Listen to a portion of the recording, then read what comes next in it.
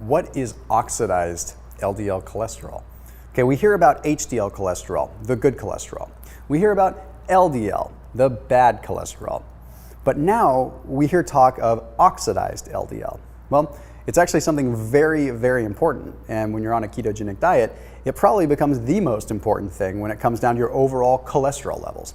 You see, you might be someone that goes to the doctor and sees that your cholesterol levels are high. We've done videos talking about that before, and we kind of understand the mix and match and how the body utilizes cholesterol and how the body moves fats and stuff like that. But what about if we start diving a little bit deeper into the different kinds of cholesterol?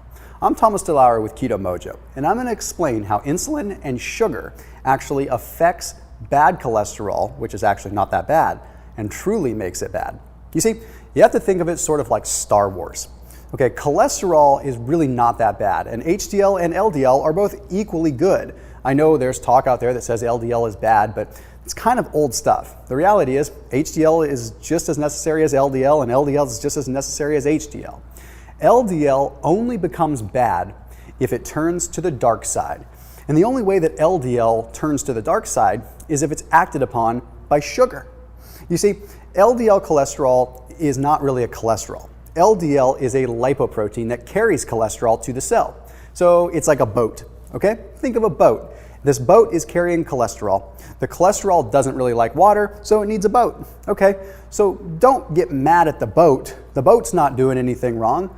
The cholesterol is just doing its job, and the boat's just doing its job. It's like getting mad at the mailman because the mailman delivers a package that you don't want. Okay, don't get mad at the LDL.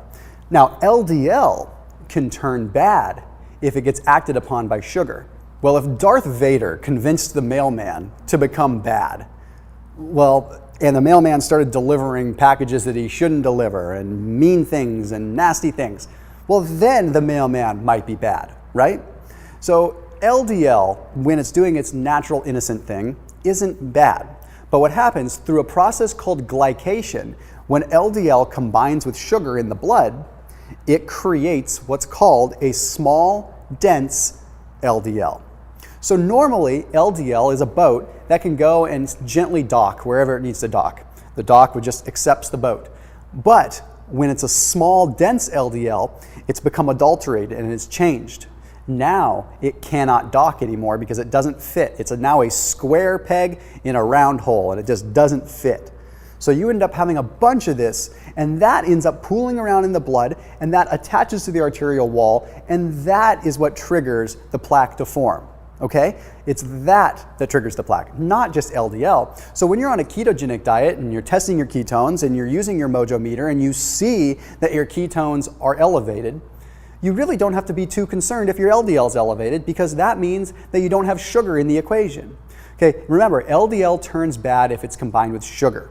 So if you're testing your ketones and you see that your ketones are high, that's a good indicator, of course, that your sugar is low, which means that if you get your lab work back and your LDL is somewhat high, but you know your ketones are high, then you can safely assume that your LDL is probably not the small, dense LDL. It's probably the normal, fluffy LDL that's just doing its innocent job. It's the normal, healthy, happy mailman delivering much needed mail. It is not the mailman that's gone to the dark side.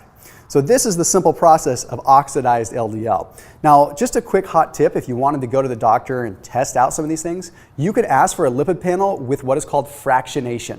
Basically, all this is a cholesterol panel that's been broken down more so into oxidized cholesterol, oxidized LDL, all these different things that might help you out a bit more. And in my humble opinion, anyone that is doing the ketogenic diet should get a lipid panel with fractionation, because that's the only way that you can truly tell. Because the LDL number could be super high, but it could be normally that high when your body is utilizing these fats. And remember, when you are using fats for fuel, your body is going to have more cholesterol. It's a simple process that is just going to occur. So as always, make sure you're keeping it locked in here with Keto Mojo. Make sure that you're leaving the guesswork out of the equation and leaving the measuring to the meter, so you can truly know when you're in ketosis and living that good life. I'll see you soon.